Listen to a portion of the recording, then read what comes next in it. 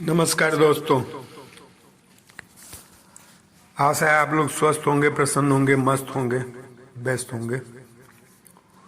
और नमस्कार गौतम खट्टर जी, क्योंकि ये वीडियो जो मैं बनाने जा रहा हूँ ये आपके इंटरव्यू के बारे में है, जिसमें आपने आचार्य प्रशांत का खुलासा किया है। उसके बारे में ये एक तरह से उसका उत्तर समझ सकते हैं। आगे कुछ कहने से पहले मैं स्पष्ट करना चाहूंगा कि मेरा आचार्य प्रशांत जी से कुछ विशेष लेना देना नहीं है। न वो हमको जानते हैं, ना हम उनको जानते हैं। और हम एक दूसरे से परिचित नहीं हैं, लेकिन उनका वीडियो हम देखते हैं, कुछ उनकी किताबें भी पढ़े हैं।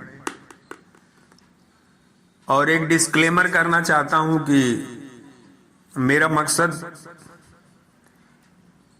किसी को पीड़ा पहुंचाने का नहीं है, किसी व्यक्ति, समाज, जाति या किसी को भी। ये अपने मन का उद्गार है जो मैं व्यक्त कर रहा हूं। और अगर इससे किसी को कुछ कष्ट होता है तो उसके लिए क्षमा प्रार्थी हूं। खट्टर जी, आपने 6 मिनट कुछ सेकंड का वीडियो बनाया है आचार्य प्रशांत जी के ऊपर। आप उनका इंटरव्यू लेने गए थे, जैसा कि आपने कहा है कि वहां मतलब कई चीजें का आपने आरोप लगाया है। तो 1 बाय 1 जो हमें समझ में आता है उसका आपको उत्तर देने की या कहेंगे समझाने की कोशिश करेंगे। ये इसलिए क्योंकि हमें लगता है कि जो बातें आपने वीडियो में कही है वो निष्पक्ष नहीं कही है। आपने प्रश्न उठाया है, ये बहुत अच्छी चीज है, क्योंकि कोई भी व्यक्ति प्रश्न से ऊपर नहीं है। प्रश्न हर व्यक्ति से होना चाहिए। भगवान के बारे में भी प्रश्न हुआ है और हमारे वेद, हमारे उपनिषद उस प्रश्न के नाते ही हमारे सामने आए हैं, क्योंकि उस प्रश्न पर ही खोज चालू हुई है। तो आचार्य प्रशांत हो या कोई भी हो, कोई भी ऐसा व्यक्ति नहीं है जिससे क्वेश्चन न किया जा सके और जिसके बारे में कुछ पूछा या बताया ना जा सके। तो क्वेश्चन बहुत अच्छा आपने उठाया है। और कुल हमने जो नोट किया है वो कुल करीब 20-21 प्रश्न आपका नोट किया है, और एक एक का उत्तर जो हमें समझ में आता है, हो सकता है आप संतुष्ट हो सकता है ना भी संतुष्ट हो सकता है ये उत्तर गलत भी हो, जैसा भी हो, लेकिन जो हमें समझ में आता है वो आपको हम देने की कोशिश करते हैं। तो नंबर 1 कि आचार्य प्रशांत सिगरेट पीते हैं, बीड़ी पीते हैं, हुक्का पीते हैं, शराब पीते हैं, दारू पीते हैं। गौतम जी, ये जानकारी आपको कहां मिली? ये जानकारी मिली आपको आचार्य प्रशांत के किसी वीडियो को देख के, किसी फोटो को देख के, समझ में। और इन चीजों के बारे में आचार्य प्रशांत जी ने कभी नहीं कहा कि मैंने कभी हुक्का नहीं पिया, मैंने कभी गांजा नहीं पिया, मैंने कभी दारू नहीं पिया, मैंने कभी बियर नहीं पिया। ये सब चीज के बारे में इन्होंने कभी ये डिस्क्लेमर नहीं दिया मैंने ऐसा नहीं किया। बल्कि वो तो अभी कहते हैं कि मान लो कभी वैसी बात हो गई तो मैं अभी बियर उयर पी सकता हूं। कहीं उन्होंने नहीं किया कि मैंने ऐसा नहीं किया, और न तो ये कहा कि मैं कभी ऐसा करूंगा ही नहीं। अच्छा, दूसरी बात, ये वीडियो मिला आपको, फोटो मिला इसलिए कि आचार्य प्रशांत ने वही दिखाया जैसे वो हैं। अगर वो चाहते थे वीडियो या फोटो कहीं कुछ नहीं मिलती, वो ये घर में बैठ के अपना पी लेते, बहुत सीक्रेट तरीके से, बहुत मतलब गुप्त रूप से, और अपने ये सब चीजों का वो कर लेते। आपको ये बातें पता भी नहीं चलती या किसी को भी नहीं पता चलती। तो इसका मकसद क्या है? आचार्य प्रशांत ये चाहते हैं कि आप उनके बारे में कोई ऐसी वैसी धारणा ना बना लें कि वो महामानव है और पृथ्वी पर महामानव के रूप में ही उतरे हुए। जैसा कि हमें जानकारी है, अगर आप खोजेंगे तो विवेकानंद जी भी कभी कभी गांजा उजा पीते थे, रामकृष्ण परमहंस भी गांजा पीते थे। विवेकानंद जी के बारे में ऐसा है, वो मांस मछली भी कुछ दिन तक उन्होंने खाया था। तो इसी तरह से आचार्य प्रशांत को आप देख सकते हैं कि वो व्यक्ति जैसा है वैसा आपको दिख रहा है। आपके मन में यह भ्रम ना हो कि वो महामानव है, इसलिए वो जैसे हैं वैसे दिखते हैं। और जो चीज नशा जो उन्होंने किया था वो करने का ये मकसद भी है कि उस चीज को जाना जाए कि क्या है उसमें, क्यों दुनिया पगलाई हुई है। और वही वो कहते हैं, कोई जरूरी नहीं है कि हर चीज करके देखा जाए, लेकिन अगर आपके पास मादा है, दम है कि हम इस चीज में फंसेंगे नहीं, तो एक आध बार आप उसमें उतर के देख सकते हैं, इसमें कोई बुराई नहीं है। ठीक। और आप इसको वेदांत से जोड़ के देखते हैं, वेदांत कहीं नहीं कहता गांजा न पियो, भांग न पियो, शराब न पियो, कुछ न पियो। वेदांत तो ये कहता है कि अगर आप मुक्त हो गए, आप अगर अपने आत्म तत्व में मतलब का साक्षात्कार कर लिया, तो वहां आपके लिए कुछ भी कर्तव्य और अकर्तव्य रहता ही नहीं है। तो इस बात का यह है कि वो जैसा व्यक्ति दिखता है वैसा कर रहा है। इसमें आचरण की भिन्नता नहीं है। आचरण की भिन्नता वहां है जहां करो कुछ कहो कुछ, जैसे आसाराम बापू, संत रामपाल, चिन्मयानंद और भी बहुत से हैं। और आप जिनका अपने वीडियो में नाम ले रहे थे उनके बारे में भी जब आप जानेंगे या आप खोजने की कोशिश करेंगे तो ऐसे कुछ चीजें मिल जाएंगी। ये आपका था एक। और दूसरी बात आप कहते वेदांत मर्मज्ञ। तो वेदांत मर्मज्ञ तो है व्यक्ति, क्योंकि वो वेदांत की बात करता है। और आज तक उनके जवाब में भी किसी ने वेदांत की बात नहीं की। आप जिस सज्जन की बात करते हैं अपने वीडियो में, उन्होंने भी वेदांत की पूरी बात नहीं की। और वेदांत ही वेद को वेदांत ही काटता है। एक तरफ वेद में लिखा है कर्मकांड पूजा पाठ करना, और एक तरफ वेदांत ही कहता है कि आप उस ईश्वर को पूजा पाठ कर्म से, ये सब चीजों से नहीं पा सकते, मुक्ति नहीं पा सकते। समझ रहे हैं? लेकिन आप तो उसको पढ़े नहीं। आप कहते हैं कि मतलब वेदांत मर्मज्ञ है, तो वेदांत मर्मज्ञ होने का मतलब थोड़ी है कि मतलब एकदम सर्वगुण संपन्न, एकदम 100% प्योर, जिसका दावा कभी आचार्य प्रशांत ने नहीं किया कि मैं जो है ऐसा चरित्रवान हूं कि जो एक खाका आपने खींच दिया उसमें मैं फिट हो रहा हूं। नहीं, उन्होंने कहा नहीं। और तीसरी चीज आते हैं कटु वचन। कटु वचन, हाँ, कटु वचन कबीरदास जी के भी थे, और भी बहुत से ऐसे लोग थे जिनके वचन कटु थे। क्यों? क्योंकि वो समाज को एक गुस्सा दिलाना चाहते थे, क्रोध दिलाना चाहते थे, एक तीर मारना चाहते थे कि जो समझे इनको तीर लगे, चुभे, चुभाना चाहते थे। वही चीज यहां है कि इनको जो आचार्य प्रशांत बोलते हैं, इसलिए बोलते हैं कटु वचन कि सुनने वालों को तीर की तरह चुभे, और फिर वो उस चीज को जानने के लिए, समझने के लिए उसमें जुट जाए। आपको अगर ये चीज चुभी है, चुभती है, तो आप आइए ना वेदांत की तरफ। कुछ नहीं, 10-20 किताबें कम से कम तो पढ़ लीजिए। गीता का पूरा अध्ययन करिए जो आप नहीं किए होंगे। उपनिषद पढ़िए, केन उपनिषद पढ़िए, कठोपनिषद पढ़िए, स्वास्योपनिषद पढ़िए, तैतरीय उपनिषद पढ़िए, श्वेताश्वर पढ़िए, सर्वसार पढ़िए, और ये क्या बोलता है, शिव गीता पढ़िए, ऋभु गीता पढ़िए, ईश्वर गीता पढ़िए, अष्टावक्र गीता पढ़िए। क्योंकि जब इन सब का अध्ययन करेंगे तब जाके जब आप पुराण पढ़ेंगे तब आपको पूरा समझ में आएगा। और वही आचार्य प्रशांत कहते हैं कि जब तक तुम ईश्वर के बारे में और चीजों के बारे में जान नहीं रहे हो और जाके वैसे ही पुराण का व्याख्या कर देते हो तो गलत होता है।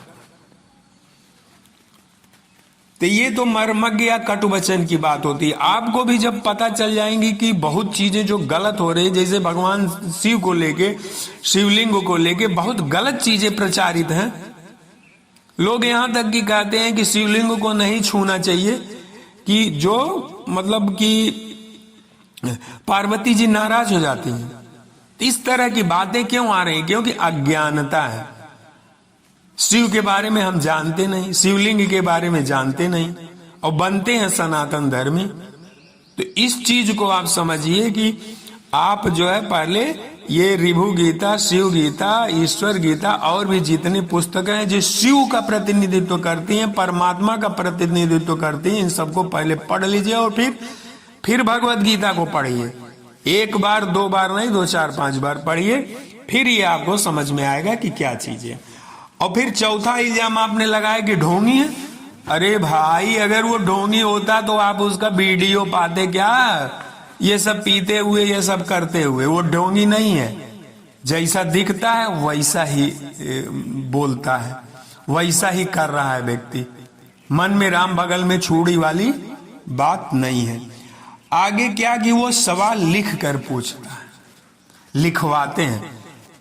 जस्ट जो आपका इंटरव्यू होना चाहिए उससे लोगों में कुछ मैसेज जाना चाहिए। उल जलूल क्वेश्चन आप नहीं पूछ सकते जिसका कोई मकसद ना हो, जिससे कोई मैसेज ना जाए। आपने जो अमोघ लीला प्रभु जी का 33 मिनट का वीडियो बनाया है, उसमें आपने एक बार भी पूछा कि आपने अपने नाम के आगे प्रभु क्यों लगाया है? नहीं पूछा ना। आपने अपना नाम क्यों चेंज कर दिया? नहीं पूछा ना। उन्होंने कहा कि मैं 2010 से ब्रह्मचारी बना, और तो उससे पूछे आप कि ब्रह्मचारी का मतलब क्या है? ये पूछे कि क्या आप उसके पहले ब्रह्मचारी थे कि नहीं थे? आपकी कॉलेज लाइफ क्या थी? दारू आप पिए थे कि नहीं? हुक्का पिए थे कि नहीं? ये पूछा आपने? आपने पूछा कि आपने कितने उपनिषदों को पढ़ा है, वेद को पढ़ा है कि नहीं? उपनिषद जिस ब्रह्म की बात करते हैं उसके बारे में आप जानते हैं कि नहीं? आत्म तत्व क्या है? आप इस बात को मानते हैं कि नहीं? जब परमात्मा सर्वव्यापक है, परमात्मा की जीवंत प्रतिमा मानव शरीर के अंदर है, तो आप व्यक्ति की मानव शरीर में करुणा, दया, भावना पैदा करने के बजाय आप मूर्ति पूजा पर क्यों जोड़ दे रहे हैं? और मूर्ति पूजा का उन्होंने बहुत ही अलग तरीके से आपकी बात को घुमा दिया। विग्रह पूजा ही मूर्ति पूजा है, लेकिन उन्होंने दोनों को बाइफरकेट कर दिया। तो आप कैसे पूछेंगे जब आपको ज्ञात नहीं है और चीज के बारे में? तो आप कहां से पूछ लेंगे भाई? आप नाम जप के बारे में उनसे पूछे? नहीं पूछे। खैर, उस पर हम आपका फिर वीडियो बनाएंगे आपके लिए। आगे आप आते हैं छवि। अरे छवि, अपनी छवि को अगर बनाने का खौफ होता उसको, आचार्य प्रशांत को, तो ये वीडियो आपको कहां पाते? आपका दिमाग शांति से नहीं देख पा रहा है। अगर छवि बनाना होता तो भी बढ़िया गेरुआ उरुआ पहन लेते हैं, बढ़िया चंदन उंदन लगा के अपना चलता आदमी। वो तो अपनी छवि को तोड़ने के लिए कोशिश कर रहा है कि किसी छवि में रहना ही नहीं चाहता वह व्यक्ति। आप हम जो भी छवि देख रहे हैं वो तो हर छवि को खत्म करना चाहता है, और आपको पता नहीं कहां से समझ में आए एक छवि। आगे आइए मनु स्मृति। तो उन्होंने महाराज मनु का विरोध नहीं किया है। मनु स्मृति में कुछ बातें जो लिखी गई हैं उसको उन्होंने कहा है कि ये नहीं होनी चाहिए थी। क्यों? कि वो सर्वकालिक नहीं है। वेद सर्वकालिक है, उपनिषद सर्वकालिक है, मनुस्मृति सर्वकालिक नहीं है। और मनुस्मृति को भी समझने के लिए वेदांत की आवश्यकता है, जिसका जिक्र उन्होंने अपने वीडियोज में किया है। आगे आप कहते हैं वेद विरुद्ध। हमको जो समझ में आता है, जो हमने सुना है, 90% से ऊपर तो वेद की ही बात करते हैं। आप कहते हैं वेद विरुद्ध। आपने कितने वेदों का पढ़ा है? मेरा वीडियो देखने के बाद कृपया कमेंट करिएगा। कितने वेदांत, कितने उपनिषद, कितनी स्मृतियों को आपने पढ़ा है? पूरी गीता पढ़ी है नहीं? उसके बाद जो है आप जो है मेरे वीडियो में कमेंट करिए कितना आपने पढ़ा है, किन किन बुक का अध्ययन किया है, ये बताइएगा। पूरा रामायण भी पढ़ा है कि नहीं पढ़ा है ये बताइएगा, फिर समझाने की कोशिश करिएगा। आप जैसे ही लोग जो सनातन धर्म को समझते नहीं, वो रामायण को कहते हैं जलाने के लिए। समझ रहे हैं? ऐसे सनातन धर्मी है, और ऐसे सनातन धर्मी है कि जो रामायण को जलाने के लिए कहते हैं और कुछ दूसरे प्रोपगंडा फैलाते हैं, ये समझिएगा। आगे आते हैं, आपने कहा आचार्य नाम लगा दिया। ये भाई आपको आचार्य से क्या दिक्कत है? हमारे गांव में ऐसे लोग हैं जो नाम लिखते हैं डॉक्टर, ऐसे भी लोग हैं जिनका नाम है बैरिस्टर है, ऐसे भी लोग हैं जिनका नाम है वकील है, ऐसे भी लोग हैं जिनका नाम है दास है। तो क्या गुलाम है क्या? या वो वकील रख लिए तो वकील हो गए क्या? बैरिस्टर हो गए क्या? और आचार्य प्रशांत ने जो है अपने जो है वक्तव्य में बोला है कि आचार्य का मतलब वो वाला आचार्य नहीं है। फिर आपको क्यों नहीं समझ में आता? क्यों अपना फालतू पर दिमाग लगाते रहते हैं? लीला प्रभु से तो नहीं बोले कि प्रभु आप कौन लीला दिखा रहे हैं, आप अपने नाम के आगे कौन प्रभु क्यों लगा दिए हैं? यही सब बातों से निश्चित होता है कि आप किसी पूर्वाग्रह से ग्रसित होकर के इंटरव्यू लेने गए। आगे आज देखिए, फिर आपने कहा कि ये बिजनेस चला रहे हैं, दुकानदारी चला रहे हैं। सही बात है, आचार्य प्रशांत भी वेदांत की दुकान चला रहे हैं। हमारे जैसा भी आदमी होता, हमको अगर जानकारी होती तो हम भी दुकान चलाते। अरे जब जहर की दुकान चल सकती है तो अमृत की क्यों नहीं चल सकती? जब पाखंडी अपना दुकान चला रहे हैं तो एक सही मार्ग पर चलने वाला व्यक्ति क्यों नहीं अपनी दुकान चला सकता? क्या बुराई है इसमें, बोलिए? और पैसा रखना, किसी चीज के लिए पैसा रखना, ये भी एक उस व्यक्ति की पात्रता की परीक्षा लेना है कि कितना भूख है उसके पास अच्छी चीजों को जानने के लिए कितनी भूख है, उसके लिए आप क्या कर सकते हैं। तो उसकी एक पात्रता की परीक्षा पैसे से भी हो जाती है। आप मत जाइए, मत लेना चाहिए। 10,000 से ऊपर वीडियो आचार्य प्रशांत के और बहुत सी बुकें बिना पैसे की उपलब्ध है। आगे आइए, बाउंसर की बात करते हैं, मतलब कि वो अपना अंगरक्षक रखते हैं। ये भी हमको सही लगता है, क्योंकि जिस चीज का वो प्रचार कर रहे हैं, वो आप जैसे बहुत से महापुरुष हैं कि जो उनके ऊपर नजर गड़ाए बैठे हुए, उनको जान का खतरा भी रहता है। तो इसका मतलब नहीं कि वो व्यक्ति जान से मरने से डरता है ना, इसका मतलब है कि जो काम वो करना चाहता है व्यक्ति, उस काम के लिए शरीर को सुरक्षित रखना जरूरी है। शंकराचार्य ने भी जब एक समय ऐसा आया था, उन्होंने अपनी शरीर छोड़ करके दूसरे शरीर में वो प्रविष्ट हुए थे, उस समय भी बताते हैं कि कुछ दिन तक उनके शरीर को कहीं सुरक्षित रखा गया था। क्यों? कि अगर सुरक्षित नहीं रहता शरीर तो फिर वो वापस नहीं आते, दूसरा काम नहीं कर पाते। तो शरीर को भी सुरक्षित रखना भी जरूरी है, क्योंकि आचार्य प्रशांत कहीं नहीं कहते मैं मुक्त हो गया हूं, मैं स्थित प्रज्ञ हो गया हूं, मैं कर्मातीत हो गया हूं, नहीं कहते। वो उस मार्ग पर चल रहे हैं और साथ साथ दूसरों को भी बढ़ा रहे हैं। सनातन, आप कहते हो सनातन विरोधी कार्य कर रहे हैं। अरे सनातन का मतलब अगर केवल पाखंड हो तो वो विरोधी है व्यक्ति। सनातन तो आत्मा है, सनातन परमात्मा है। उनके हर वक्तव्य में आत्मा परमात्मा का ज्ञान दिया जाता है, उसके बारे में और क्लियर किया जाता है, जैसा कि अष्टावक्र जी ने अपनी बुक में बताया है, ऋभु गीता में है, शिव गीता में, ये सब चीजों में है, वेद में है। फिर मैं कहूंगा थोड़ा अध्ययन कीजिए। और आप कहते हैं कि राम का विरोध करते हैं। ये भैया वो कहां राम का विरोध किए हैं? किस वक्तव्य में वो राम का विरोध करते हैं? बल्कि वो राम को तो स्थापित कर रहे हैं, हनुमान को तो स्थापित कर रहे हैं, राम को तो सही समझा रहे हैं कि राम को समझिए राम कौन है, और आप कहते हैं विरोध कर रहे हैं। अपना जो है दिमाग थोड़ा सा इस तरफ दीजिए। वेद रामायण और पुराण के खिलाफ वो बोलते हैं। किसी भी वीडियो में आप नहीं दिखा पाएंगे कि वो वेद रामायण और पुराण के खिलाफ बोलते हैं। वो व्यक्ति इतना ही कहता है, आचार्य प्रशांत इतना ही कहते हैं कि अगर आपको पुराणों को समझना है तो पहले वेदांत पढ़िए, कि पुराण जो कह रहा है उसको समझने के लिए अलग दृष्टि चाहिए। एक कहावत है, कहने वाले से सुनने वाला और बोलने वाले से सुनने वाला और लिखने से वाले से पढ़ने वाला श्रेष्ठ होना चाहिए। आज यही तो गड़बड़ हो रहा है। तुलसीदास जी ने जो लिख दिया उसको ऐसी लोग व्याख्या कर रहे हैं जिनकी बुद्धि नहीं है, मूढ़ बुद्धि है। इसी तरह से पुराणों में जो लिखा गया है उसकी भी मूढ़ता की तरीके से व्याख्या की जा रही है। तो आचार्य प्रशांत तो ये कहते हैं कि पहले वेद वेदांत पढ़ो, फिर जाके पुराण की व्याख्या करो। उनकी व्याख्या पढ़ लीजिए, दुर्गा सप्तशती पर है, हनुमान चालीसा पर है और बहुत चीजों पर है, देखिए उसको पूरा। आगे आइए, आप कहते हैं कि वो ब्रेन वॉश कर रहे हैं।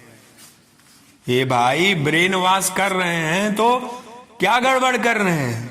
कपड़ा धुल सकता है, मकान धुल सकता है, गाड़ी धुल सकती है, सब कुछ धुल सकता है, तो ब्रेन क्यों नहीं वॉश किया जा सकता है?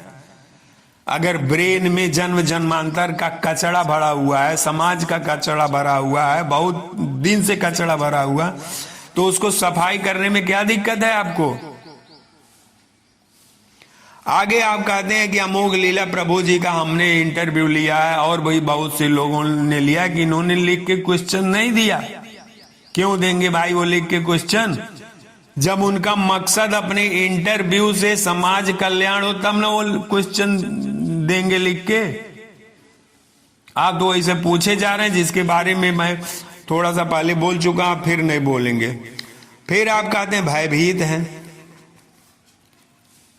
इतनी क्रोध, गुस्सा और ओजस्वी वाणी और जबान पर कोई लगाम न होना, यह भयभीत का निशानी है।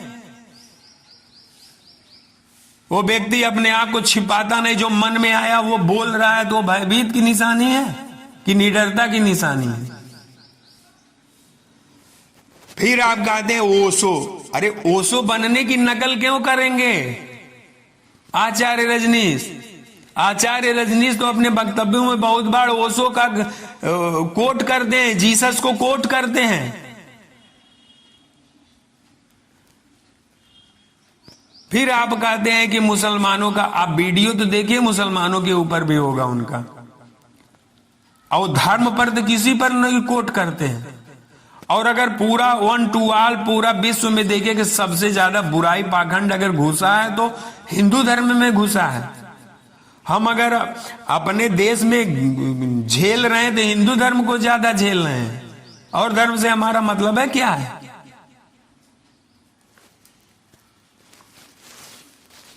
आगे आप कहते हैं हर वीडियो में वो यही दिखाता है कि क्रोध में है, अवसाद में है, डिप्रेशन में। अरे क्रोध नहीं आएगा, अर्थ का अनर्थ किया जा रहा है, राम को अपमानित किया जा रहा है, शिव को अपमानित किया जा रहा है, कृष्ण को अपमानित किया जा रहा है, पूरे सनातन धर्म को कहां से कहां ले जाया जा रहा है। आप कह रहे हैं अपमान, क्रोध नहीं आएगा? एक व्यक्ति रामायण की प्रति जलाने की बात करता है, उस पर कितना क्रोध लोगों को आ रहा है। यहां तो अर्थ का अनर्थ ही करे जा रहे हैं और किसी को पता भी नहीं चल रहा है, कितने लोगों का जीवन गर्त बना दे रहे हैं। वो क्रोध आने की बात नहीं है। तो क्रोध आना बहुत लाजमी है, और जो भी जिसके अंदर भी थोड़ी जान होगी, लोक कल्याण की भावना होगी, उसके अंदर क्रोध आएगा, ओजस्वी भाषण होगा, वो सोचेगा नहीं कि क्या बोला जाए क्या नहीं। आप जरा विवेकानंद जी के भाषणों को सुनिए, उसमें देखिए ओज है कि नहीं, जोश है कि नहीं, क्रोध है कि नहीं,